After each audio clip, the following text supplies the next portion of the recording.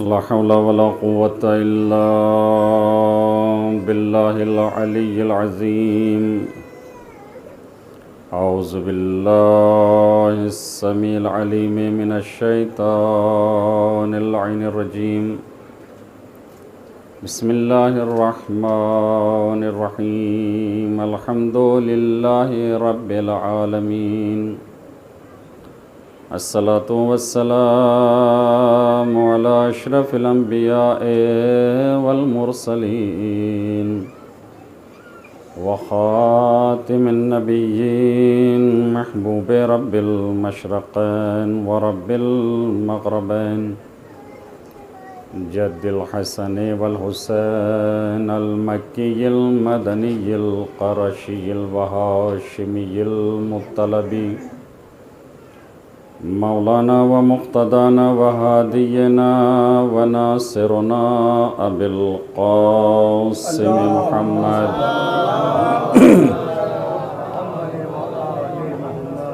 وآله الطيبين الطاهرين المعصومين المسلومين المنتجبين المنتخبين ولعنة الله على أعدائهم أجمعين من يومنا هذا إلى قيام يوم الدين. أما بعد فقد قال الله تبارك وتعالى في كتابه الكريم. بسم الله الرحمن الرحيم. إنا نحن نحيي الموتى ونكتب ما قدموا وآثارهم وكل شيء أحصيناه في إمام مبين. صلوات پڑھیں.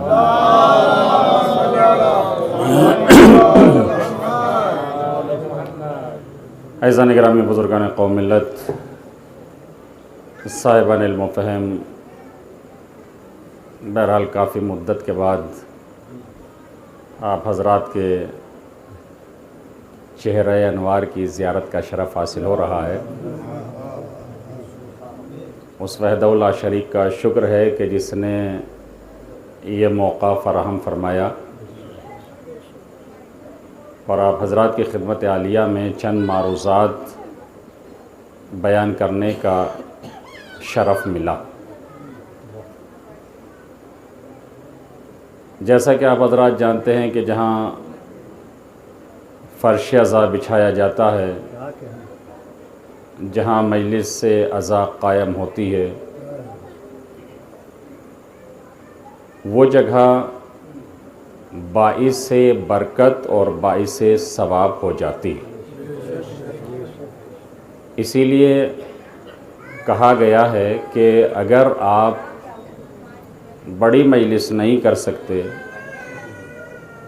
لوگوں کو جمع نہیں کر سکتے، تو حد اقل گھر کے افراد بیٹھنے کے بعد ذکر حسین کریں. اس لیے کہ جب ذکر حسین ہوگا تو ذکر حسین کی برکت سے اس گھر میں برکتیں نازل ہوں گی. اگر انسان اپنے خانوادہ کو بھی اکٹھا نہیں کر سکتا ہے تو فرمایا کہ انسان تنہا بیٹھ کر امام حسین کی مصیبت کو بیان کرے اور اس طریقے سے مجلس کو قائم کرے.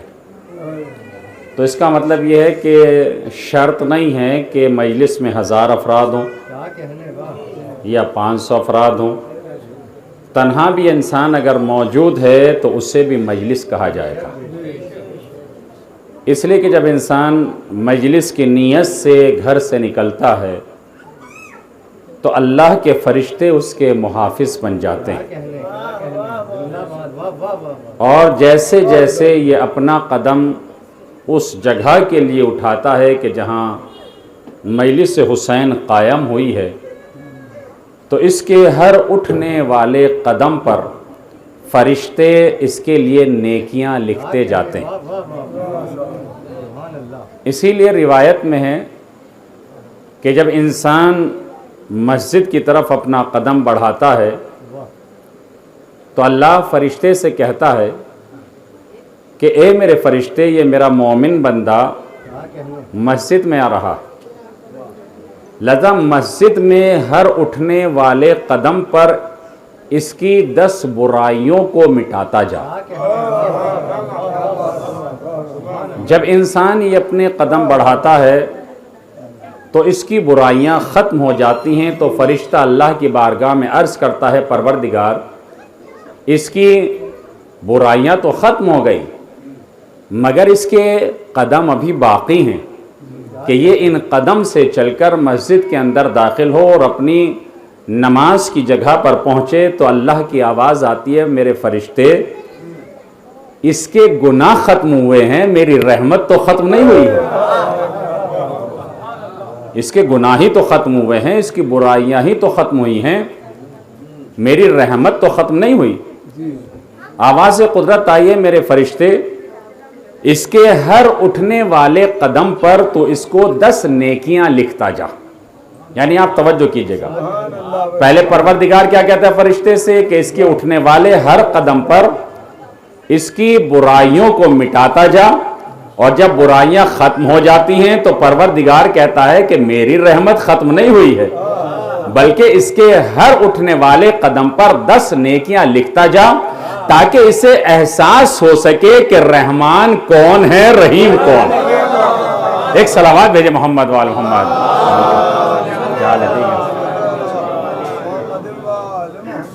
اچھا اس سے بہتر صلوات پڑھیں محمد وآل محمد۔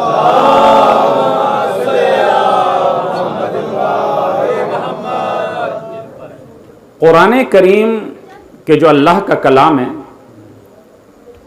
اور ایسا کلام کہ جس کلام کی تلاوت اس زبان سے کی جائے تو یہ زبان بھی پاک ہو جاتی ہے، انسان کا دل نورانی ہو جاتا ہے، انسان کی آنکھیں نورانی ہو جاتی ہیں، اور جس جگہ اس کلام کی تلاوت کی جاتی ہے اس جگہ اللہ کے رحمت کے فرشتوں کا نزول ہوتا ہے۔ یعنی عجیب مسئلہ ہے، اس قرآن صامت کی تلاوت کی جائے تو زبان بھی پاک، دل بھی نورانی، آنکھیں بھی نورانی، تو پھر جب قرآن صامت کی تلاوت کرنے سے انسان کی زبان بھی پاک ہو جاتی ہے، دل بھی نورانی ہو جاتا ہے، تو پھر فضائل آل محمد بیان کرنے کے بعد، سننے کے بعد دل بھی نورانی ہو جاتا ہے، انسان کی تقدیر بھی نورانی ہو جاتی ہے۔ ایک صلوات بھیجے محمد وآل محمد۔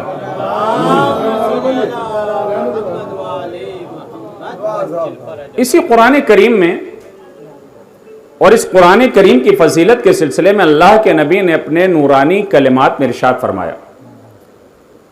نبی فرماتے ہیں یا سلمان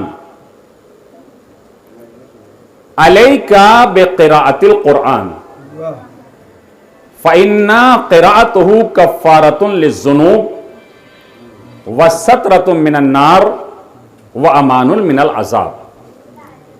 پیغمبر سلمان سے کہتے ہیں سلمان تمہارے لیے لازم ہے کہ تم قرآن کریم کی تلاوت کرو، تم قرآن پڑھو، اس لیے کہ اگر قرآن پڑھو گے کفارۃ للذنوب، قرآن کا پڑھنا گناہوں کا کفارہ ہے۔ یعنی عجیب بات ہے، خالی قرآن کریم کی تلاوت کرنا یہ گناہوں کا کفارہ ہے۔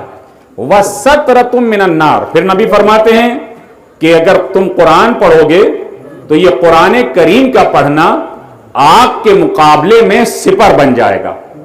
وَسَتْرَةٌ مِّنَ النَّارِ، یعنی یہ تمہیں چھپا لے گا کس چیز سے؟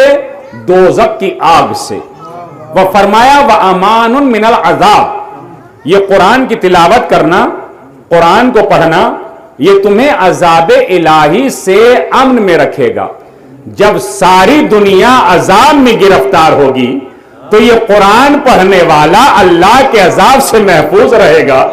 تو جب قرآن صامت کی اتنی طاقت ہے کہ یہ تمہیں عذاب الہی سے بچا سکتا ہے، تو جن کے سینوں پہ قرآن اترا ہے، جو قرآن ناطق ہے، تو پھر وہ ہمیں گناہوں سے کیوں نہیں بچا سکتے ہیں؟ ایک صلوات بھیجے محمد وآل محمد۔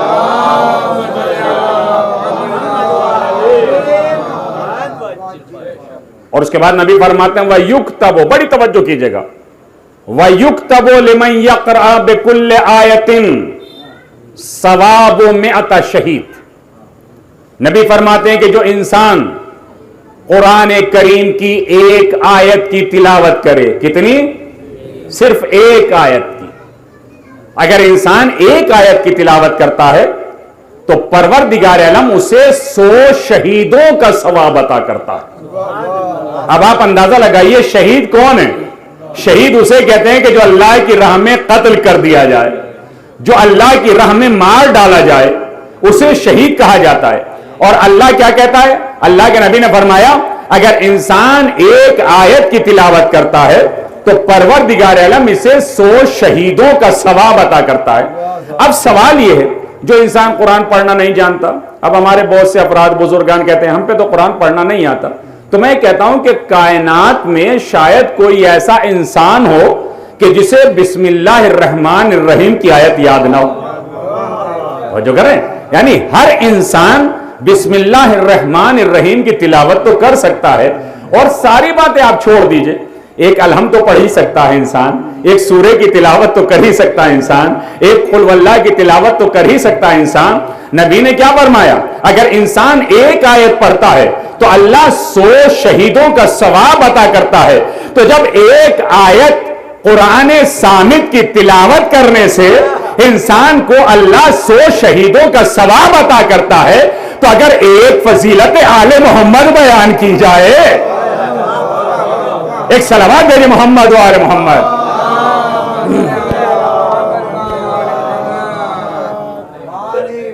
پھر نبی فرماتے ہیں وَيُعْطَى مِن كُلِّ سُورَةٍ ثواب و نبی۔ نبی فرماتے ہیں کہ اگر انسان ایک سورے کی تلاوت کرتا ہے تو پروردگار عالم اسے ایک نبی کا ثواب عطا کرتا ہے۔ دیکھیں نبی نے اپنے جملوں میں شرط قرار نہیں دی کہ آپ سورہ بقرہ پڑھیں گے تو ثواب ملے گا، آپ سورہ مزمل پڑھیں گے تو ثواب ملے گا، آپ سورہ یاسین کی تلاوت کریں گے تو ایک نبی کی زندگی کا ثواب ملے گا، بلکہ مطلقاً فرمایا کہ اگر آپ ایک سورے کی تلاوت کرتے ہیں تو اللہ آپ کو ایک نبی کی زندگی کا ثواب عطا کرے گا۔ اب دیکھیے قید نہیں ہے کون سے نبی کی زندگی، اس لیے کہ وہ بھی نبی ہے کہ جس کی 2500 سال کی عمر ہے، وہ بھی نبی ہے کہ جس کی 350 سال کی عمر ہے، وہ بھی نبی ہے کہ جس کی 63 سال کی عمر ہے۔ تو اس کا مطلب یہ ہے کہ قید نہیں ہے کہ کون سے نبی کی زندگی کا ثواب دیا جائے گا۔ اب دیکھنا یہ ہے کہ نبی نے اپنی زندگی میں جتنے بھی عمل نیک کیے، جتنے بھی اچھے کام کیے، جتنے بھی پیغام توحید پہنچائے، جتنے بھی پیغام نبوت پہنچائے، تو نبی کی پوری زندگی کا ثواب اسے عطا کیا جائے گا کہ جس نے ایک سورے کی تلاوت کی۔ تو اس کا مطلب یہ ہے کہ ہر سورہ قرآن کہلایا جائے گا، چاہے سورہ کوثر ہو، چھوٹا سا سورہ ہو یہ بھی قرآن ہے، سورہ بقرہ ہو، بڑا سا سورہ ہو یہ بھی قرآن ہے۔ تو اس کا مطلب یہ ہے کہ جس سورے کو بھی آپ پڑھیں گے قرآن پر اطلاق ہوگا، تو جس کا بھی آپ تذکرہ کرتے چلے جائیں گے ہر ایک محمد کہلایا جائے گا، ہر ایک علی کہلایا جائے گا۔ ایک صلوات دے محمد و آل محمد۔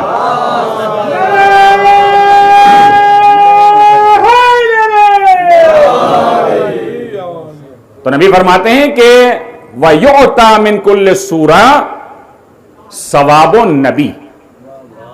اللہ جو ہے اگر ایک سورہ انسان پڑھتا ہے تو اسے ایک نبی کی زندگی کا ثواب۔ پھر فرمایا وَنُنَزِّلُ عَلَى صَاحِبِهِ الرَّحْمَةَ۔ نبی فرماتے ہیں کہ جو انسان قرآن کریم کی تلاوت کرتا ہے، تلاوت کرنے والے پر ہم اپنی رحمتیں نازل کرتے ہیں۔ دیکھیں توجہ کیجئے گا، تلاوت کرنے والے پر ہم اپنی رحمتیں نازل کرتے ہیں۔ وَتَسْتَغْفِرُ الْمَلَائِكَةُ۔ پھر فرمایا قرآن پڑھنے والے کے لیے اللہ کے فرشتے استغفار کرتے ہیں، اللہ کے فرشتے اس کے لیے توبہ کرتے ہیں۔ وَاشْتَاقَتْ إِلَيْهِ الْجَنَّةُ۔ قرآن پڑھنے والے کی جنت مشتاق رہتی ہے۔ اب آپ اندازہ لگائیے کہ جنت کس کی مشتاق ہے؟ دروازوں پہ جا کے جنت ملنے والی نہیں ہے، اس لیے کہ قرآن پڑھتے چلے جاؤ جنت تمہاری مشتاق ہوتی چلی جائے گی۔ ایک صلوات دے محمد و آل محمد۔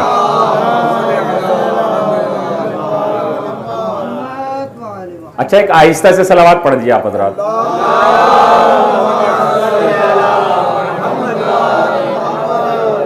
اچھا دیکھو میں تو کمی کا احساس نہیں کر رہا ہوں کہ کم تعداد ہے، آپ معلوم نہیں کیوں احساس کر رہے ہیں؟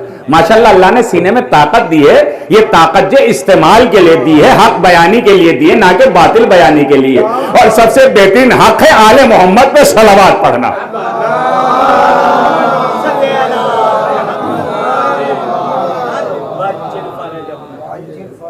تو نبی فرماتے ہیں واشتاقت الیہ الجنہ، جنت جو ہے قرآن پڑھنے والے کی مشتاق رہتی.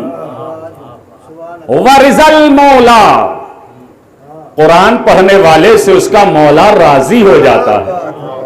دیکھیں توجہ کیجئے گا، کس سے راضی ہو رہا ہے؟ اس کا مولا قرآن پڑھنے والے سے راضی ہو جاتا ہے. تو عجیب بات ہے، قرآن پڑھنے والے سے تو اس کا مولا راضی ہو جائے، اور جس کے فضائل بیان کیے جائیں، جس کے فضائل قرآن بیان کر رہا ہو، جس کی مداحی قرآن بیان کر رہا ہو، تو کیا اس کے فضائل بیان کرنے سے مولا راضی نہیں ہوگا؟ تو جب عزیزو قرآن صامت کی تلاوت کرنے سے مولا راضی ہو جاتا ہے، تو جسے غدیر کے میدان میں مولا بنایا گیا، ایک صلوات دے محمد و آل محمد.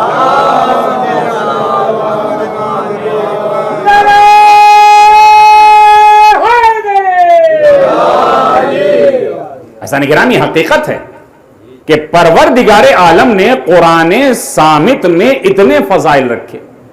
قرآن صامت کا اپنا دعویٰ ہے کہ اگر تمہیں اولاد کی ضرورت ہے میں دوں گا، تمہیں مال چاہیے میں دوں گا، تمہیں عمر کی زیادتی کی ضرورت ہے تو میں عطا کروں گا، تم پریشان حال ہو مجھے پڑھو میں تمہاری پریشانی دور کروں گا. یعنی اس کا مطلب یہ کہ قرآن صامت کے اتنے دعوے ہیں کہ اگر تمہیں اولاد چاہیے میں دوں گا، مال چاہیے میں دوں گا. تو جب قرآن صامت کی اتنی بڑی طاقت ہے تو اب اگر قرآن ناطق کسی کو اولاد عطا کر دے، اور جو کر رہے ہیں اب اگر قرآن ناطق جو کسی کو اولاد عطا کر دیں تو پھر اس میں تعجب کی کیا بات ہے؟ اس لیے کہ جب قرآن صامت تمہیں سب کچھ عطا کر سکتا ہے تو جسے اللہ نے کائنات کا علم عطا کر کے بھیجا ہے، اگر وہ کسی کو اولاد عطا کر دے، کسی کو دولت عطا کر دے، تو پھر اس میں گھبرانے کی کیا ضرورت ہے؟ ایک صلوات دے محمد و آل محمد.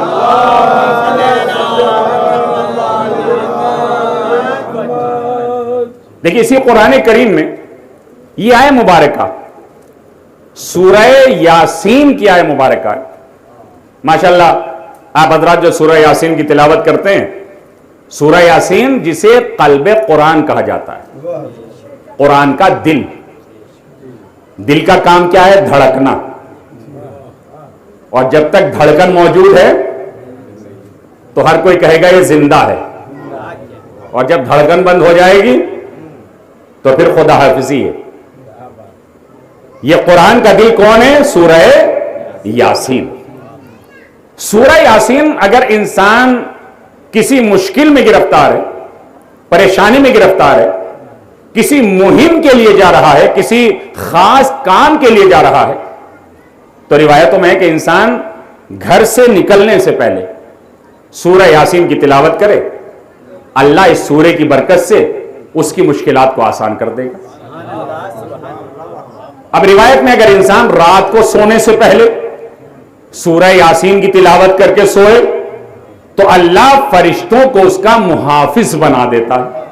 یعنی ساری رات اب پہرے دار رکھنے کی ضرورت نہیں ہے، اس لیے کہ اس کے پہرے دار اللہ کے پہرے دار بن جاتے ہیں.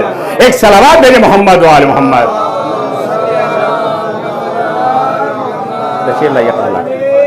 ایک اور صلوات پڑھے محمد و آل محمد. تو اس کا مطلب یہ ہے کہ سورہ یاسین کی اگر انسان تلاوت کرتا ہے تو یہ اللہ کے فرشتے اس کے محافظ بن جاتے ہیں. اس آیت میں پروردگار عالم نے اشارہ کیا کہ انا نحن نحیی الموتى. دیکھیں ماشاءاللہ صاحبان علم و فہم تشریف فرمائیں، قبلہ بھی تشریف لا چکے ہیں. ایک لفظ ہے انا. انا کا مطلب ہے میں، نحنو کا مطلب ہے ہم. یعنی نحنو کا لفظ وہاں استعمال ہوتا ہے کہ جہاں ایک سے زیادہ ہوں، یا دو ہوں یا تین ہوں یا تین سے زیادہ ہوں، تو لفظ نحنو کا استعمال کیا جائے گا. قرآن کیا کہہ رہا ہے؟ انا نحنو نحیی الموتى. اللہ کہتا ہے کہ ہم ہیں مردوں کو زندگی دینے والے. آپ انصاف سے بتائیے اللہ تو ایک ہے نا؟ بھائی اللہ تو ایک ہے نا, وہ وحدہ لا شریک ہے, وہ قل واللہ احد ہے, اس کا کوئی شریک نہیں ہے, وہ اکیلا ہے.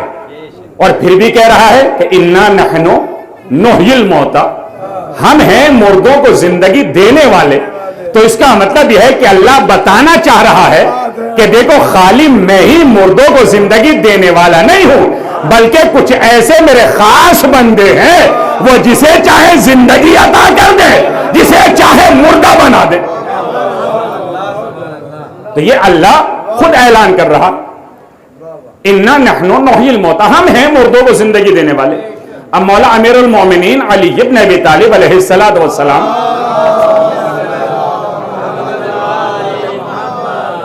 حضرت ارشاد فرماتے ہیں انا احیی و امیت. مولا فرماتے ہیں میں زندگی بھی دیتا ہوں, میں موت بھی دیتا ہوں. اب انسان کو یہ نہ سوچے کہ علی نے جو معاذ اللہ خدائی کا دعویٰ کر دیا کہ بھئی یہ تو خدا کا کام ہے, زندگی دینا اور کسی کو مار ڈالنا یہ خدا کا کام ہے. اور مولا کائنات فرما رہے ہیں کہ انا احیی و امیت, میں زندگی بھی دیتا ہوں, میں موت بھی دیتا ہوں. وموت الممیت, اور فرمایا کہ میں موت کو بھی موت دینے والا ہوں. یعنی اس کا مطلب یہ ہے کہ علی کیا فرما رہے ہیں؟ میں زندگی بھی دیتا ہوں, میں موت بھی دینے والا ہوں, میں موت کو بھی موت دینے والا ہوں. اسی وجہ سے جب ساری کائنات فنا ہو جائے گی, ملک الموت باقی رہ جائے گا, تو علی کی ذات رہے گی کہ جو ملک الموت کو بھی موت عطا کرے گا. بھائی قرآن کریم نے ایسے نہیں کہا وَنُفِخَ فِي الصُّورِ فَصَعِقَ مَن فِي السَّمَاوَاتِ وَمَن فِي الْأَرْضِ إِلَّا مَن شَاءَ اللَّهُ. قرآن کہتا ہے کہ جب سور پھونکا جائے گا تو جو کچھ زمین اور آسمان میں ہے وہ سب کے سب فنا ہو جائیں گے, سب مٹ جائیں گے. إِلَّا مَن شَاءَ اللَّهُ, مگر وہ نہیں مٹیں گے کہ جنہیں اللہ چاہے. بڑی توجہ, خالی رضی اللہ لگانے سے اللہ نہیں چاہتا ہے. بڑی توجہ کیجیے گا, خالی رضی اللہ لگانے سے اللہ نہیں چاہتا ہے. اس لیے کہ دیکھنا یہ ہے کہ اللہ کسے چاہتا ہے. وَلَا سَوْفَ يُعْطِيكَ رَبُّكَ فَتَرْضَىٰ, میرے نبی ہم تمہیں اتنا عطا کریں گے کہ تم راضی ہو جاؤ گے. ایک صلوات دے دے محمد و آل محمد.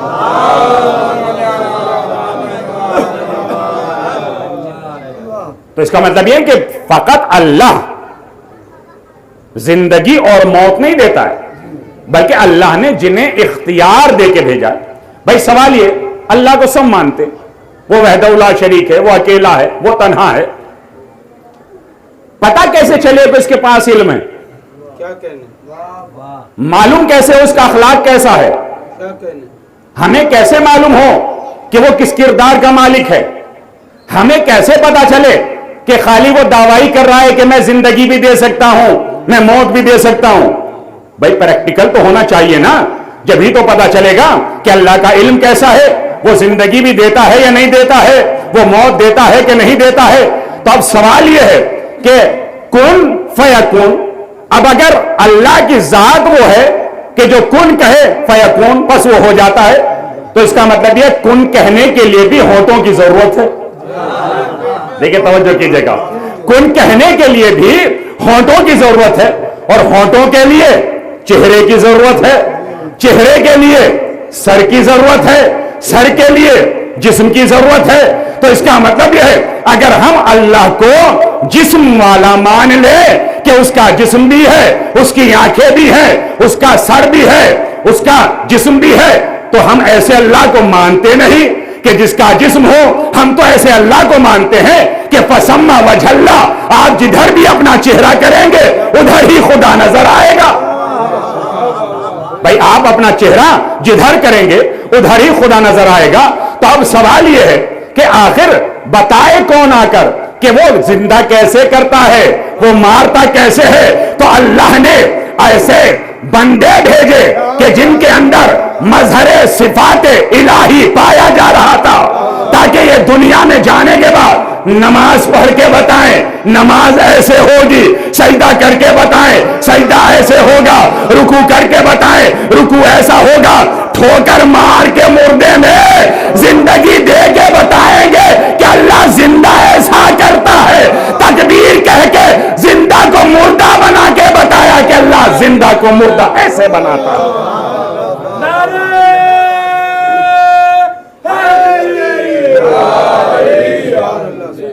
حسن گرامی، اس کا مطلب یہ کہ اللہ نے اختیارات دے کر بھیجے، اور وہ ہے اہل بیت علیہ السلام کی ذات کہ جنہیں اللہ نے اختیارات دیے۔ تو قرآن کہتا ہے اِنَّا نَحْنُ نُحْيِي الْمَوْتَى، ہم ہیں مردوں کو زندگی دینے والے، وَنَكْتُبُ مَا قَدَّمُوا وَآثَارَهُمْ۔ دیکھیں شب جمعہ ہے تاکہ اِصالِ ثواب بھی ہو جائے اور انشاءاللہ آپ کے قلوب بھی منور اور روشن ہو جائیں۔ قرآن کہتا ہے وَنَكْتُبُ مَا قَدَّمُوا وَآثَارَهُمْ، اللہ کہتا ہے ہم لکھتے ہیں۔ کیا لکھتے ہیں؟ ما قدمو، جو تم نے اپنے جانے سے پہلے بھیج دیا اسے بھی ہم لکھتے ہیں، وآثارہم، جو اپنے پیچھے تم نے چھوڑ دیا اسے بھی ہم لکھتے ہیں، نیک بیٹا چھوڑا اسے بھی ہم لکھ رہے ہیں، آپ نے نل لگوایا اسے بھی ہم لکھ رہے ہیں، آپ نے اچھا کام کیا اسے بھی ہم لکھ رہے ہیں، آپ نے مسجد تعمیر کرائی اسے بھی ہم لکھ رہے ہیں، امام بارگاہ تعمیر کرا دی اسے بھی ہم لکھ رہے ہیں، آپ نے اچھائی کی اسے بھی ہم لکھ رہے ہیں۔ اے اللہ تو اکیلا ہے اور تو کہہ رہا ہے لکھتے ہم ہیں، وَنَكْتُبُ، ہم لکھتے ہیں۔ پروردگار تجھے تو لکھتے ہوئے کبھی نہیں دیکھا کہ تو آیا ہو تو نے لکھا ہو، تو اس کا مطلب یہ ہے لکھتا کوئی اور ہے، کہتا اللہ ہے کہ ہم لکھتے ہیں۔ ایک سلام دے گے محمد و آل محمد۔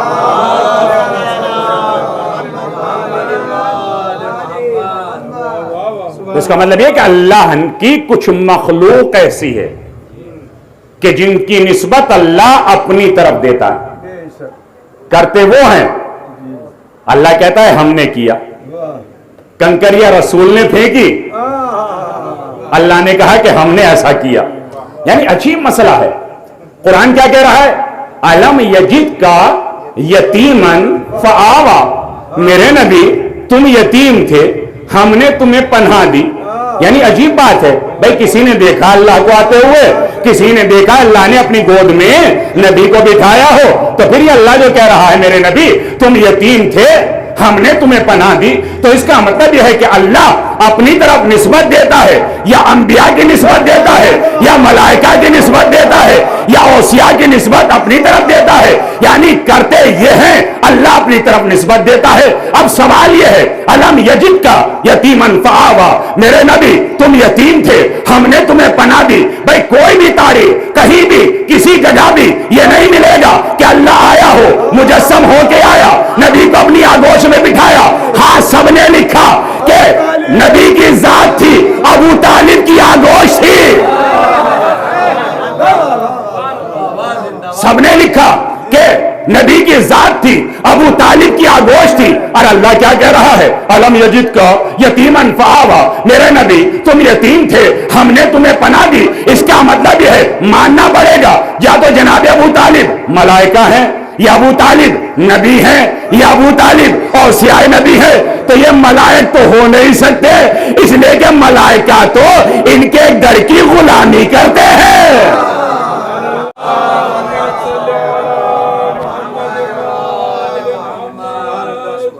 بھائی ملائکہ تو ان کے در کی غلامی کرتے ہیں۔ اب سوال یہ کہ کیا جناب ابو طالب نبی ہیں؟ کیا نبی نہیں ہے؟ کیونکہ آخری نبی کے بعد کوئی نبی ہے ہی نہیں، کیونکہ پیغمبر نے خود فرما دیا کہ میرے بعد کوئی نبی نہیں۔ اب سوال یہ ہے بچا کیا؟ وصایت کا مسئلہ، وصی کا مسئلہ۔ تو ماننا پڑے گا کہ جناب ابو طالب یا تو وصی ہیں، اس لیے کہ اگر وصی نہ ہوتے تو پروردگار عالم بھائی تین چیزوں کی نسبت اپنی طرف دیتا ہے، ملائکہ کی، انبیاء کی، اوصیاء کی۔ تو اب جو اپنی طرف نسبت دی پالنے والے ابو طالب ہے، اللہ کہہ رہا ہے ہم نے پناہ دی ہے، ہم نے پناہ دی ہے، ہم نے پناہ دی ہے۔ تو عمل ابو طالب کا ہے، اللہ کہہ رہا ہے میں نے ایسا کیا ہے۔ وآل محمد.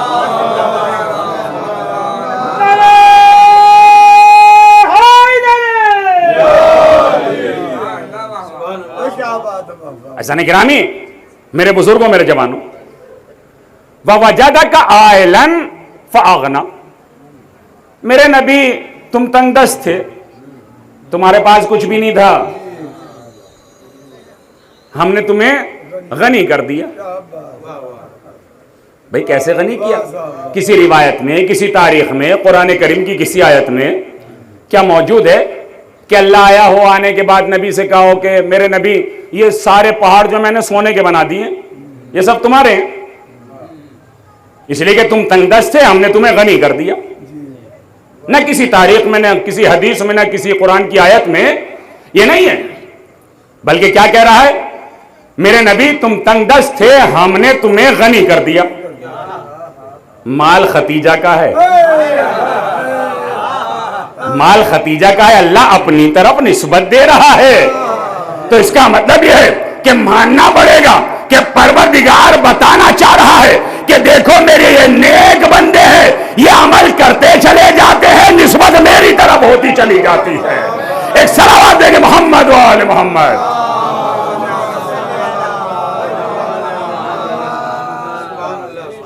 دیکھو بھائی، اگر تھکی ہوئی صلوات پڑھیں گے تو پھر میں 1 گھنٹے سے زیادہ پڑھوں گا. ابھی آپ کے اوپر فیصلہ ہے. لبیک یا حسین، لبیک یا حسین، میرے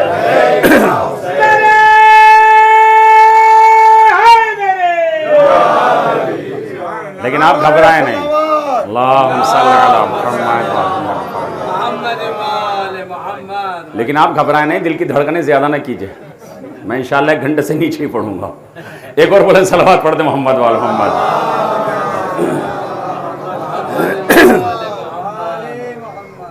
ایسا نہیں گرامی، وَنَكْتُبُ مَا قَدَّمُوا وَآثَارَهُمْ. مولا کائنات نے نہج البلاغہ میں کتنا بہترین جملہ ارشاد فرمایا. ہم موت سے پہلے بڑے خوش ہو جاتے ہیں، میاں ہم نے اتنا چھوڑ دیا ہے، فلاں کا انتقال ہوا، اس نے اتنا چھوڑا ہے، اتنا کروڑ چھوڑ کے مرا ہے، اتنی زمین جائیداد چھوڑ کے مرا ہے. یہ جانے والا بھی سوچ رہا ہے کہ میں کیوں عمل کر کے جاؤں، چھوڑ دیتا ہوں، شاید میرے عزیز، میرے اقارب، میرے رشتہ دار، میری اولاد میرے لیے عمل خیر کر دے گی. بھئی مال تو میرا ہی ہے نا، میں چھوڑ کے جا رہا ہوں، یہ فائدہ بھی اٹھائیں، میرے لیے عمل نیک بھی کریں. مولا فرماتے ہیں کتنا بے وقوف ہے یہ انسان، کتنا بے وقوف ہے یہ انسان کہ ان کے اوپر بھروسہ کر کے جا رہا ہے کہ جن کے بارے میں خود بھی معلوم نہیں کہ وہ اچھا عمل کریں گے کہ نہیں کریں گے. مولا فرماتے ہیں جب تیرے پاس ہے تو تو جانے سے پہلے جتنا بھیج دے گا وہ تیرا ہے، جو چھوڑ جائے گا وہ تیرا نہیں ہے. اس کے بعد مولا نے ایک جملہ فرمایا کہ جو نصیحت کا جملہ ہے. مولا فرماتے ہیں جو تو نے چھوڑا، اگر اس سے تیری اولاد نے عمل نیک کیا تو اس میں تیرا کچھ حصہ نہیں ہے، لیکن اگر تیری اولاد نے اس سے برا کام کیا تو تو بھی گناہ میں شریک ہے، اس لیے کہ گناہ کا سبب تو بنا ہے، گناہ کا سبب تو بنا ہے. تو اسی چیز کو قرآن کریم کہتا ہے یہ مت سوچو کہ جو تم جانے سے پہلے بھیجو گے وہ لکھا نہیں جائے گا، جو چھوڑ کے چلے جاؤ گے وہ لکھا نہیں جائے گا. نَكْتُبُ مَا قَدَّمُوا وَآثَارَهُمْ. دیکھو ہم ہر چیز کو لکھتے ہیں جو تم اپنے زندگی سے پہلے کرتے ہو اور اپنی زندگی کے بعد جو چھوڑ جاتے ہو. بھائی وجہ کیا ہے؟ دیکھیں ایک جملہ جو ہے میں بالکل سامنے کا کہہ رہا ہوں.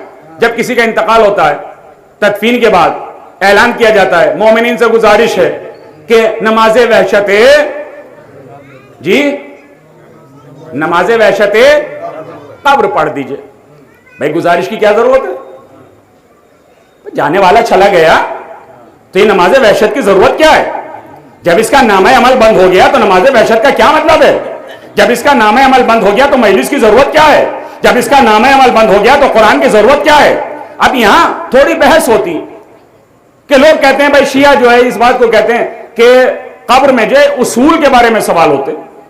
فروع کے بارے میں سوال نہیں ہوتے. یعنی سوال ہوگا تیرا رب کون ہے, تیرا دین کیا ہے, تیرا نبی کون ہے, تیرا امام کون ہے, تیری کتاب کیا ہے, خالی یہ سوال ہوتے ہیں. تو اعتراض کرنے والے نے اعتراض کیا کہ کیونکہ اللہ, بڑی توجہ کیجئے گا, اللہ ہے عادل مطلق. تو اعتراض کرنے والے نے کہا بھائی اگر اللہ عادل مطلق ہے تو اگر قبر میں فروع کے بارے میں سوال ہوں گے تو اس سے عدالت, اللہ کی عدالت پر کیا فرق پڑے گا؟ تو جواب دینے والے نے جواب دیا کہ اس کی وجہ یہ ہے کیونکہ اللہ ہے عادل. اب اگر قبر میں لیٹنے والے سے فرشتے سوال کریں میاں نماز پڑھی تھی کہ نہیں,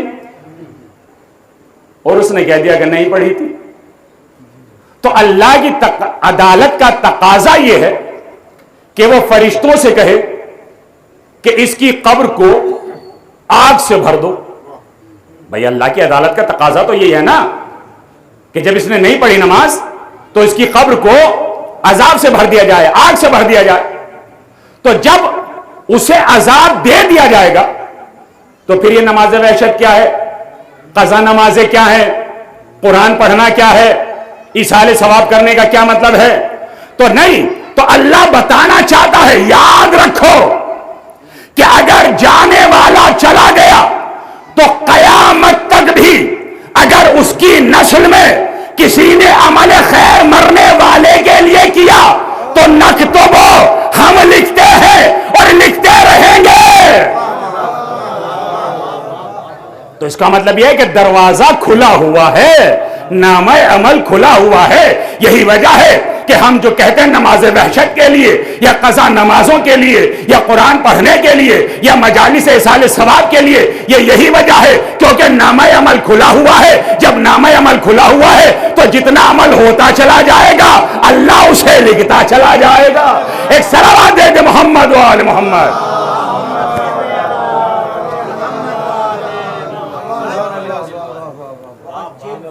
حضرات گرامی, میرے بزرگوں, میرے جوانوں, اور سب سے بڑا جو مسئلہ ہے, انسان چاہے کتنی نمازیں پڑھ لے. دیکھیں بالکل میں ایک آسان سی مثال دیتا ہوں. ابھی محرم سے پہلے بقرعید تو گزری ہے نا, ظاہر سی بات ہے بکروں کو بھی ذبح کیا گیا. اگر کسی نے 20,000 30,000 کا بکرا خریدا اور بقرعید سے پہلے 3 دن پہلے اس کی روح پرواز کر گئی, توجہ کر رہے ہیں, تو اس کی قربانی کے ساتھ ساتھ خود کی بھی قربانی ہو گئی. توجہ کر رہے ہیں بھائی, 30,000 جو ہے کم نہیں ہے, کیونکہ 3 دن پہلے اس کی روح پرواز کر گئی. اب یہ تو بیچارہ پریشان ہے, لایا تھا قربانی کے لیے, خود ہی قربان ہو گئے. تب میں آپ سے ایک سوال کرتا ہوں, یہ جو بکرے کی روح نکلی ہے ابھی سے ذبح نہیں کیا ہے, روح نکل گئی, سر بھی ہے, پیر بھی ہیں, آنکھیں بھی ہیں, سب چیزیں موجود ہیں, تو کیا اس بکرے کو گائے کہا جا سکتا ہے؟ جی, تو کیا اس بکرے کی قربانی اللہ کی بارگاہ میں کی جا سکتی ہے؟ قبلہ بھی تشریف فرمائے, فوراً کوثر صاحب کہہ دیں گے حرام ہے. پتا چلا بیچارے نے 30,000 روپے خرچ کیے, مولوی صاحب کہہ رہے ہیں حرام ہے. تو کیوں؟ کہ اس وجہ سے حرام ہے کیونکہ اس کے اندر روح نہیں ہے. بڑی توجہ کیجیے گا, اس کے اندر روح نہیں ہے. تو اسے بکرے کو بکرا جب بھی کہا جائے گا کہ اگر اس کی روح نکل گئی پھر بھی یہ بکرا ہے, نام نہیں بدلے گا, اس کو بکرا ہی کہا جائے گا. اب دنیا میں لوگ چاہے کتنی نمازیں پڑھتے رہیں, نام نماز کا رہے گا. نماز نماز ہے, بڑی توجہ, نماز نماز ہے, مگر وہ نماز کہ جس میں آل محمد پر صلوات نہ ہو, بالکل وہ نماز ایسی ہے کہ جیسے بکرے میں روح نہیں پائی جاتی ہے. ایک صلوات دے دے محمد و آل محمد.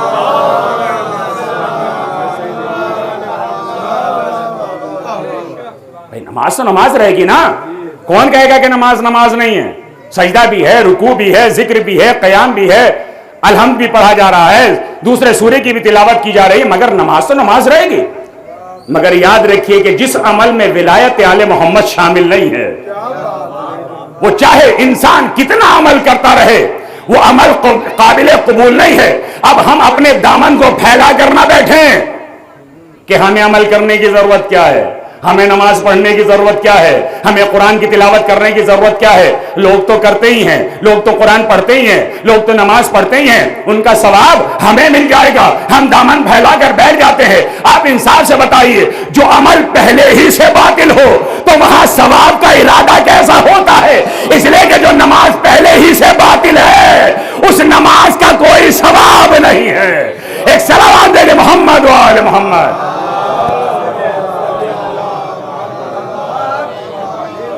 اور اس سے بہتر صلوات پڑھیں محمد و آل محمد۔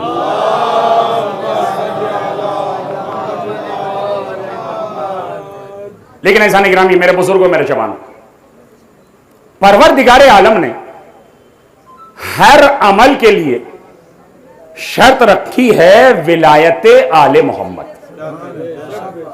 بغیر ولایت آل محمد کے کوئی عمل قبول ہونے والا نہیں ہے۔ چوتھے امام، امام زین العابدین علیہ السلام، حضرت ارشاد فرماتے ہیں کہ اگر انسان جانے کے بعد خانہ کعبہ کا طواف کرے، بڑے دل کی گہرائی سے طواف کرے، پھر مقام ابراہیم پر آنے کے بعد 2 رکعت نماز پڑھے، اتنی طولانی نماز پڑھے، روئے گریا کرے، سجدے میں اتنا طولانی سجدہ کرے کہ سجدے کی حالت میں اس کی کمر خشک ہو جائے اور اسی کیفیت میں اس کی روح پرواز ہو جائے، روح پرواز کر جائے۔ مولا فرماتے ہیں اگر اس کے دل میں ہماری محبت نہیں ہے، اگر اس کے دل میں ہماری محبت نہیں پائی جاتی تو نہ یہ طواف فائدہ پہنچائے گا، نہ یہ طولانی سجدہ فائدہ پہنچائے گا۔ عزیزان گرامی، یہی وجہ ہے کیونکہ آل محمد ہی وہ ہے کہ جنہیں اللہ نے اختیار دے کے بھیجا ہے۔ یہ زندگی بھی دے سکتے ہیں، یہ موت بھی دے سکتے ہیں۔ ان کی محبت زندگی ہے اور ان سے بغض رکھنا یہ مردگی ہے۔ ایک صلوات بھیجے محمد و آل محمد۔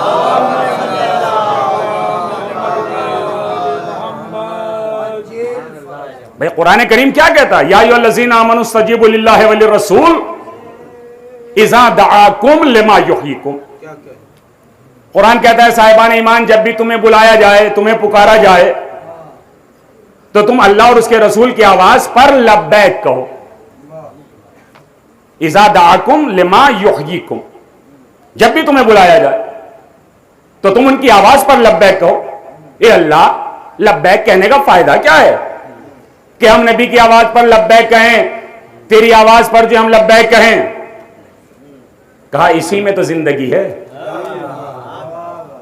اسی میں تو زندگی ہے، اسی میں حیات ہے۔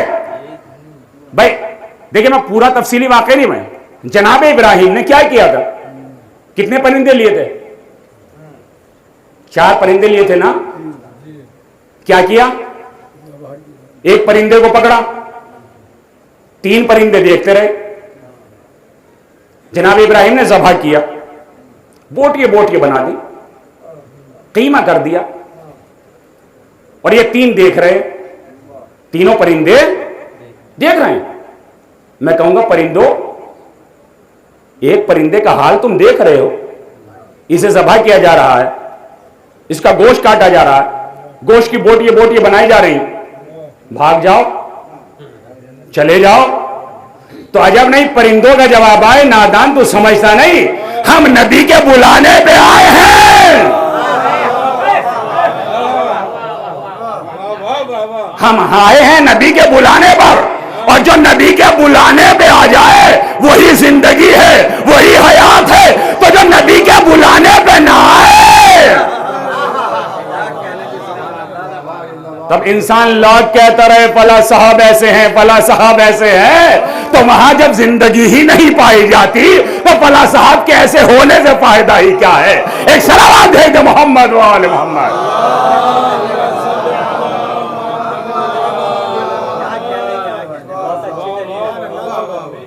گرامی، اللہ نے انہیں اختیار دے کے بھیجا ہے،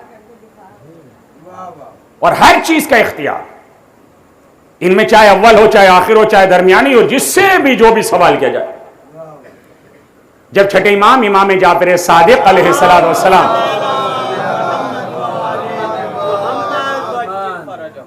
حضرت کی خدمت میں ایک مادہ پرست آتا ہے. مادہ پرست کیا؟ اس کا کہنا یہ تھا کہ تو دنیا خود بخود بن گئی. آج بھی بہت سے ایسے ہیں جو یہ کہتے ہیں دہری قسم کے، ایک دن یہ دنیا خود بخود مٹ جائے گی، ختم ہو جائے گی، فنا ہو جائے گی. یہ آتا ہے امام کی خدمت میں، اس کے ہاتھ میں ایک انڈا ہے، اور آنے کے بعد امام سے کہتا ہے کہ میں نے سنا ہے کہ آپ کا اللہ بڑا طاقتور ہے. ان اللہ علی کل شیء قدیر، اللہ ہر چیز پر قدرت رکھتا ہے، وہ ہر چیز پر قادر ہے.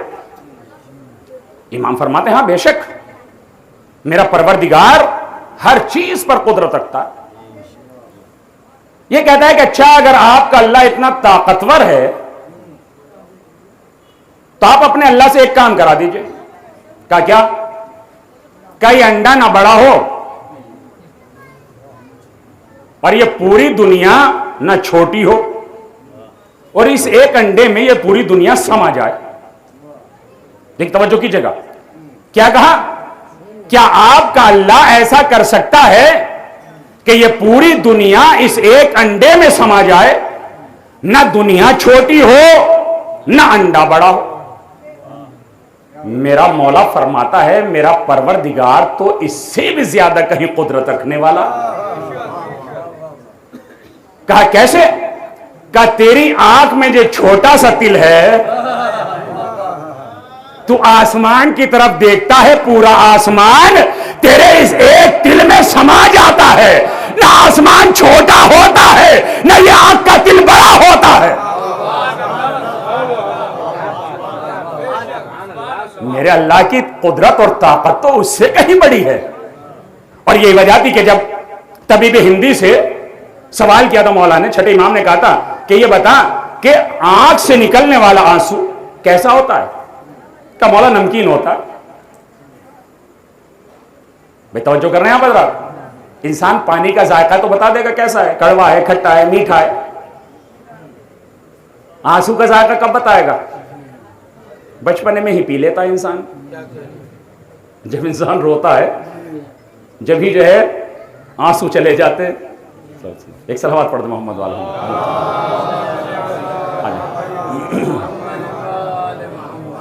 اور اس سے بہتر صلوات پڑھے محمد والا محمد.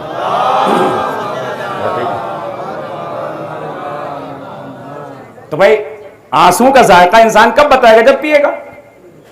کہہ رہے ہیں مولا آنسوؤں کا ذائقہ جو ہے وہ نمکین ہوتا ہے. کچا نمکین ہوتا ہے. تو یہ بتائے جو آنکھ ہے، یہ آنکھ جو ہے وہ چربی ہے. یہ چربی جو ہے کیسے باقی ہے؟ یہ آنکھ کیسے باقی ہے؟ کہ مولا جتنا علم تھا اتنا ہی جانتا ہوں، میں اپنی حد سے آگے نہیں بڑھتا. مولا فرماتا ہے کہ اللہ نے کتنا بہترین انتظام کیا، اس لیے کہ اگر حلقہ آنکھ جو ہے نمکین نہ ہوتا تو انسان کی آنکھ خراب ہو جاتی، کیونکہ یہ چربی ہے، اور چربی کو باقی رکھنے کے لیے نمک کی ضرورت ہے. بڑی توجہ کیجیے گا، چربی کو باقی رکھنے کے لیے نمک کی ضرورت ہے. لذا یہ جو آنکھ قائم ہے یہ نمک کی وجہ سے. اب آپ اندازہ لگائیے، نمک کے اگر ہم عدد نکالیں تو ماشاءاللہ پڑھے لکھے حضرات موجود ہیں. نون کے 50، جی میم کے 40، 50 اور 40 بولیے بھائی ماشاءاللہ، خدا جزائے خیر دے. 50 اور 40 90، کاف کے 20 کتنے ہو گئے؟ 100. زور سے بتائیں ماشاءاللہ، خدا جزائے خیر دے. 110، عین کے 70، لام کے 30، یا کے 10. تو علی کے عدد بھی 110، نمک کے عدد بھی 110. بڑی توجہ کیجیے گا، نمک کے عدد بھی 110، علی کے عدد بھی 110. اگر تو چاہتا ہے کہ تیری آنکھ صحیح و سالم رہے تو جب تک تیرے دل میں علی کی محبت نہیں رہے گی تو تیری آنکھ بھی صحیح سالم نہیں رہے رہ سکتی ہے. ایک صلوات دے دے محمد و آل محمد.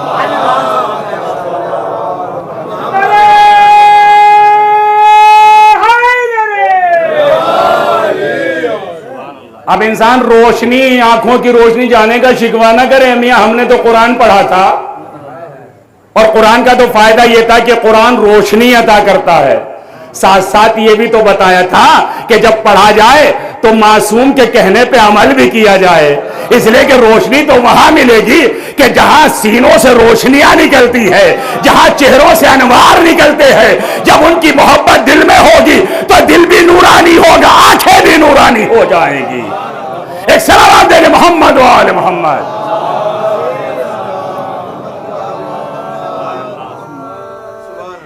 عزیزان گرامی، میرے بزرگوں، میرے جوانوں، اللہ نے آل محمد کو قدرت عطا کر کے بھیجا کہ ہم ہیں مردوں کو زندگی دینے والے. اور اس کا سب سے بڑا ثبوت ہے کربلا.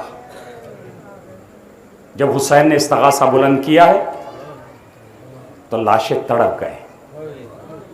آواز آئی ہے، مولا اگر ہمیں موت نے مجبور نہ کیا ہوتا. کیا انسان سوچ سکتا ہے کہ جن آل محمد نے اتنے پیغامات پہنچائے. آج دنیا کا اصول ہے، اگر باضمیر انسان ہے، اگر کوئی کسی کے ساتھ احسان کرتا ہے تو اگر اس کے پاس فکر ہے، شعور ہے، باضمیر انسان ہے، تو وہ اس کے احسان کو کبھی فراموش نہیں کرے گا. لیکن جس کا ضمیر مردہ ہو چکا ہو، اس کے ساتھ چاہے آپ کتنا احسان کرتے رہیے، اس کی صحت پہ کوئی فرق پڑنے والا نہیں. چاہیے تو یہ تھا کہ آل محمد کے احسان کے بدلے ان کے ساتھ نیکی کرتے. عزیزو، شیخ جعفر شوستری فرماتے ہیں، جہاں کہیں بھی مجلس حسین ہوتی ہے، کوئی آئے یا نہ آئے، مگر شام سے دکھیاری زینب چلی آتی. کوئی آئے یا نہ آئے، مگر جنت البقیع سے شکست پہلو چلی آتی. جب ذاکر مسائل بیان کرتا ہے، گریہ کرنے والے گریہ کرتے ہیں. تو زینب اماں سے رو کے کہتی، اماں یہ سب کیوں رو رہے ہیں؟ ہائے زہرا فرماتی ہے، میری بیٹی یہ سب تیرے حسین کو رو رہے ہیں. زینب رو کے کہتی، اماں جب یہ سب روتے ہیں تو کیا کوئی نے تماچے نہیں لگاتا؟ کیا انہیں کوئی تازیانے نہیں مارتا؟ اے اماں، جب میں حسین پہ رونا چاہتے تھے، کبھی میرے درے لگائے گئے، کبھی میرے تازیانے لگائے گئے. جزاکم اللہ خیر الجزا. آپ کی آواز سے بلند ہوئی. خدا کسی غم میں نہ رلائے سوائے غم مظلوم کربلا کے. عزیز و تاریخ یہ کہتی ہے، جب جنگ نہروان واقع ہوئی ہے اور شمر کو گرفتار کر کے لایا گیا تو شمر کو قید خانے میں ڈال دیا گیا. امام حسین ادھر سے گزر رہے تھے.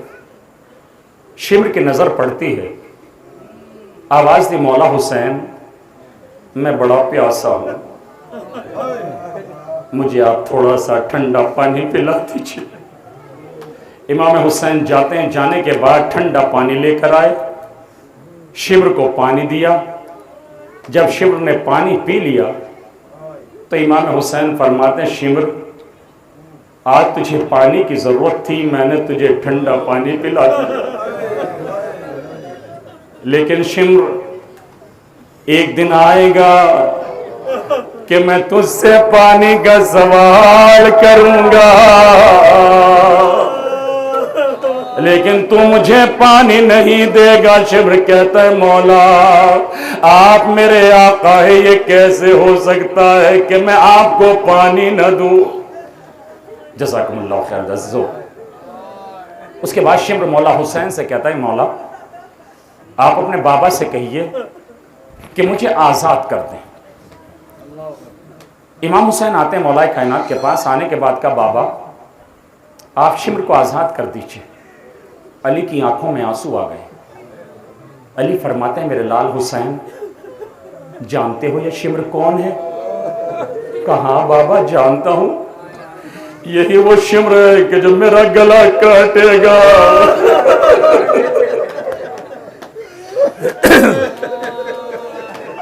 بابا میں جانتا ہوں یہی وہ شمر ہے کہ جو میرے خیام میں آگ لگائے گا. بابا میں جانتا ہوں یہی وہ شمر ہے کہ جو میری سکینہ کے کانوں سے گوشوارے چھینے گا. علی فرماتے میرے لال اس کے باوجود بھی تم شمر کو آزاد کر رہے ہو. حسین فرماتے بابا یہ در سخاوت ہے. اگر ہمارے در پہ دشمن بھی آ کے سوال کرتا ہے تو ہم اسے بھی خالی ہاتھ واپس نہیں جانے دیتے. علی نے سلمان سے فرمایا سلمان جاؤ سب قیدیوں کو آزاد کر دو. تمام قیدیوں کو آزاد کر دیا گیا. امام حسین قید خانے کے قریب آئے. جب شمر جانے لگا تو حسین نے آواز دے شمر ذرا رک جا. شمر سوچنے لگا کہ شاید مجھے آزاد نہیں کیا گیا. امام فرماتے شمر نہیں تو بھی آزاد مگر میری چند باتیں سن لے. حسین آگے بڑھے شمر کے قریب گئے. جانے کے بعد حسین فرماتے شمر دشمنی بڑوں میں ہوتی ہے بچوں سے کچھ لینا دینا نہیں ہوتا. شمر دشمنی بڑوں میں آپس میں ہوتی ہے بچوں سے لینا دینا کچھ نہیں ہوتا. امام نے اپنے جیب میں ہاتھ ڈالا ایک رومال نکالا. نکالنے کے بعد دو چھوٹی چھوٹی بالیاں نکالی. نکالنے کے بعد شمر کو دے کے حسین فرماتے ہیں شمر لے جا اپنی بچی کے کانوں میں یہ گوشوارے پہنا دینا. لیکن شمر یاد رکھنا ارے جب عصر عاشور میرا گلا نیزے پہ چڑھایا جائے تو میری سکینہ کے کانوں سے ارے گوشوارے مت چھیننا.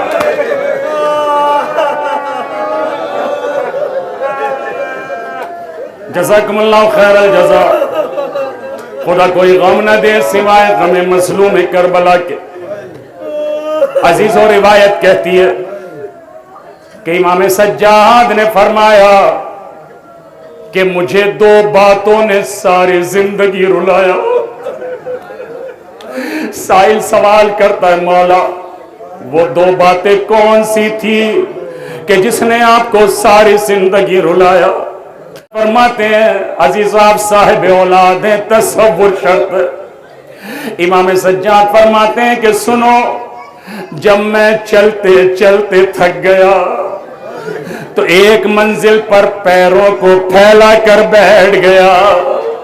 میری بہن سکینہ میرے قریب آ کے کہتی ہے بھیا سجاد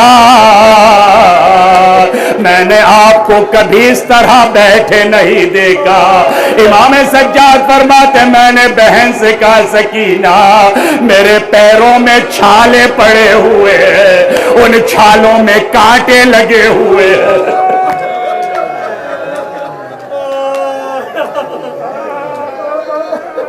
امام سجاد سائل سے فرماتے ہیں سائل میری بہن سکینہ نے مجھ سے کہا بھیا آپ گھبرائیں نہیں بھیا جب میرے ہاتھ کھول دیے جائیں گے تو میں آپ کے چھالوں سے کانٹے نکال دوں گی. امام سجاد فرماتے ہیں جب سکینہ کے ہاتھ کھلے تو میری بہن نے میرے چھالوں سے پاؤں کے آبلوں سے کانٹے نکال دیے مگر کسی نے ارے سکینہ کے پیروں سے ارے کانٹے نہیں نکالے.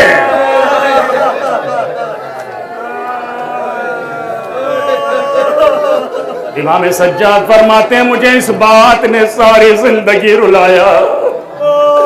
سائل کہتا ہے مولا دوسری بات کون سی تھی کہ جس نے آپ کو ساری زندگی رلایا؟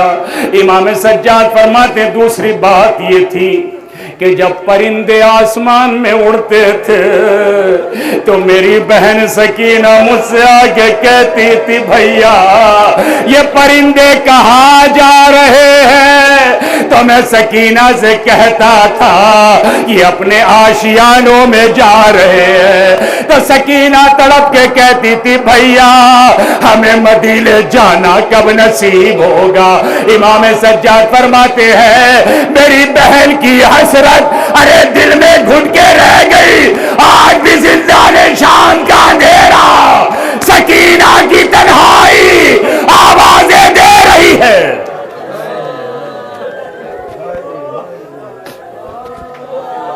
جزاکم اللہ خیر الجزا. بھائی دو چار منٹ کے مسائب ہوا. روایت کہتی ہے کہ جب لٹا ہوا قافلہ بازار شام و کوفہ سے گزر رہا تھا تو سہیل حج سے واپس پلٹے, دیکھا کہ بازار سجے ہوئے. کسی سے پوچھا کہ کیا اس شہر میں کوئی عید ہے؟ کہا نہیں. کہا تم کہاں سے آ رہے ہو؟ کہا میں سفر سے آ رہا ہوں, خانہ کعبہ سے آ رہا ہوں. وہ شخص سہیل کو لے کر جاتا ایک طرف, لے جانے کے بعد کہا سہیل غضب ہو گیا, فاطمہ کا باغ اجڑ گیا. سہیل وہ دیکھو فاطمہ کا لال حسین کہ جس کا سر نو کے نیزے پہ تلاوت کر رہا ہے وہ علی اکبر کا سر ہے, جو حسین کا لال علی اکبر ہے وہ ننھا سا سر علی اصغر کا ہے کہ جو رباب کا بیٹا ہے. بتانے والا کہتا ہے سہیل وہ اونٹ پر ننگے سر جو بیبیاں بیٹھی ہیں وہ آل محمد کی بیٹیاں. سہیل وہ دیکھو کہ جس کے ہاتھوں میں ہتکڑیاں, پاؤں میں بیڑیاں, گلے میں خاردار, تو وہ امام سید سجاد ہے. عزیزو سہیل اپنی جگہ سے چلے, آنے کے بعد امام سجاد کے قریب آگئے. آنے کے بعد کہتے مولا آپ پر میرا سلام. امام سجاد اپنا سر اٹھانا چاہتے تھے مگر تو کتنا بھاری تھا کہ امام نے دبے لفظوں میں ارے جواب سلام